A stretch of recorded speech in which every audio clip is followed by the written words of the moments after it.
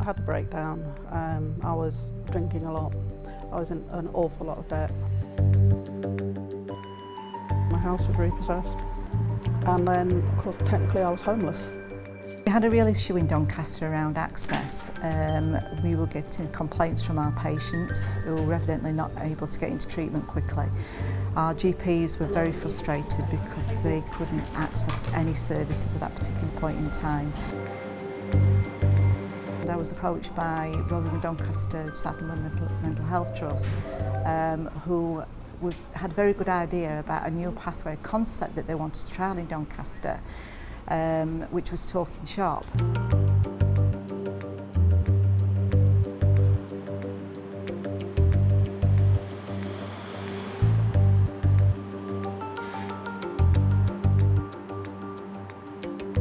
The concept about this place was it was on the high street, it was easy accessibility, people could come in, they didn't have to make an appointment with a GP, they could come in, they could browse for information that they wanted, they could speak to a therapist, they could have a consultation.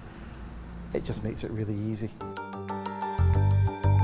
In the last 12 months, I went through a kind of mini crisis, and I knew that I could, at that stage, I knew I could walk in here off the street and see somebody, hopefully, pretty much straight away, which is actually what happened. We'll do a 15-minute consultation with people if that's required. Work out what are these problems, what are the problems that have brought you in here today, really.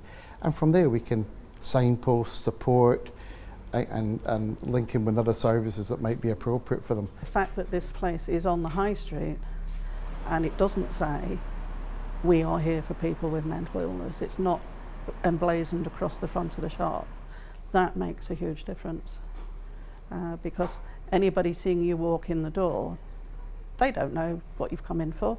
People come with a variety of problems. They might be had a relationship breakdown, they might have employment issues, financial difficulties, and just wanting to come in and be signposted and into the community to the appropriate service.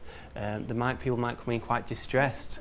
It's a wide variety of problems that people do present with. So are you managing to do, obviously not everything you was able to do, but at least stay reasonably active? Yeah, I think more mentally active than anything. That's right. Keeping myself focused on things, you know. You're making sure that you're not isolating yourself too much. That's right, yeah. From when this service began, 2007, we were looking at 0.3% of people self-referring, and now we've got that nearer 23%. So that's a big increase. I think there's still more work to do. In 2006 to 7, we averaged 4,500 referrals into the service. For the last 2 years, we've got 10,500 referrals in, so the demand for the service has increased. We've also received excellent patient feedback, and feedback that's been really positive from the GPs, local community and other services.